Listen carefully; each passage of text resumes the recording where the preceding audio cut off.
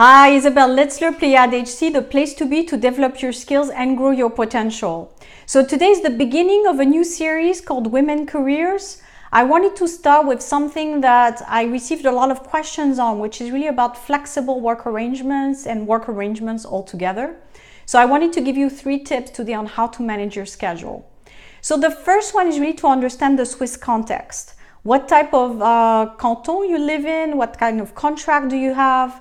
Just for you to know, there's something called Code of Obligations, which you can find a lot of information on the internet about.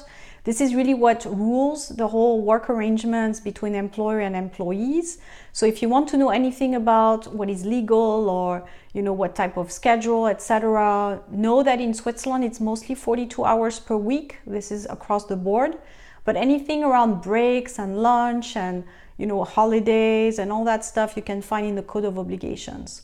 So this is just to give you the framework. The second step is really to understand in your work schedule what has been your posture, meaning have you really set things straight with your employer? Most women tend to be overgiving, so staying late is not an issue at the beginning at least, but then you realize, wow, I can't manage my children and it's getting complicated.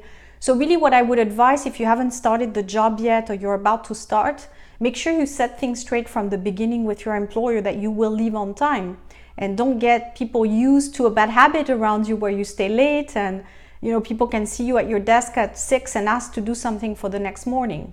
So really setting things straight will help you. If you have already worked late, what you want to do is go back to what it's supposed to be and go back to your boss, maybe have a meeting and explain that you signed a contract and it's 42 hours if it's full-time. And you need to be on a schedule because you have little ones waiting for you that need your help. So you can't afford to stay late, they need you, and you just need to explain why they need you and why you need to leave on time. And you can explain that for the time being, you need to be on schedule. So it's just a question of training people around you, reminding them. I think no one wants to abuse anyone. It's just sometimes people get forgetful and don't understand you have other responsibilities. And finally, the third thing you want to do is also start proposing the work arrangement. So if you're having a hard time now with your schedule, I think all women should be ambassadors to the type of terms that they want. So if you feel that it would be great to work maybe only 3 days a week, or it would be great to work from home because in the end what you do is mostly research and you need some quiet time, I think it could probably work for both the employer and the employee that you have a work arrangement. So I'll give you 3 examples of work arrangements you can propose to an employer that could work for both of you. The first one would be to work 10-hour days, but only 4 days a week so that you can leave and have a day off to be with your children. The second one would be to work maybe regular hours, but leave maybe a little bit early and start picking back up, after the children are in bed. So you can answer emails, for example. This would be based on trust with your employer. So this is another arrangement. And finally, you could do a full work from home or maybe a partial work from home.